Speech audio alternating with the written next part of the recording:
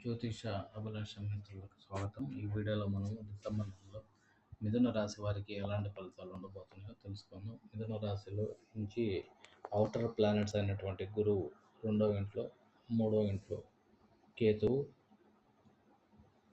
9వ ఇంట్లో రాహు, 10వ ఇంట్లో శని భగవానుడు ఉన్నారు. అనుకున్న 4వ ఇంట్లో వచ్చేసి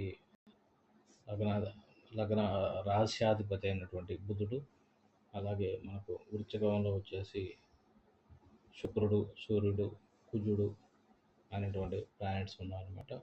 సో మిథున రాశికి మనకు వచ్చేసి సప్తమాధిపతి అయినటువంటి గురువు 2వ ఇంట్లో ఉండడం వల్ల భార్యకి అదే హౌస్లో చంద్రుడు కానీ ఉంటే ప్రాపర్టీస్ రిజిస్ట్రేషన్ అయ్యే అవకాశం ఉంది.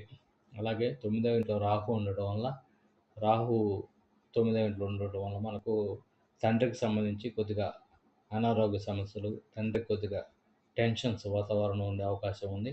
అలాగే 10వ శని భగవానుడు ఉండడం వల్ల పనిచేసేటటువంటి చోట ఇనుము కొద్దిగా అపరిశుభ్రమైన వాతావరణం ఉండి ఎక్కువగా జనసంచారం ఎక్కువగా ఉండే అవకాశం ఎక్కువగా ఉందన్నమాట. సో గురువు ఎప్పుడైతే మనకు 2వ ఇంట్లో వాక్ స్థానంలో ఉన్నాడో, భార్య తన నోటి నుంచి వచ్చే భార్య తరపు తను ఏదైతే మాట్లాడుతుందో అది జరిగే అవకాశం ఎక్కువగా ఉందన్నమాట. అలాగే 3వ స్థానంలో కేతు ఉండటం వలన ధైర్యం, సాహసం మొదలగు విషయాల్లో చొరవ చూపి ఉద్యోగ ప్రయత్నాలు చేయడంలో వీళ్ళు సక్సెస్గా రాణిస్తారు. చేతులు చేసేటటువంటి వృత్తిలో ఎవరైతే ఉంటారో వాళ్ళకి మంచి అవకాశంగా 3వ స్థానంలో కేతువు ఉండడం వల్ల అలాంటి అవకాశం ఎక్కువగా ఉంటుందని చెప్పవచ్చు అనమాట.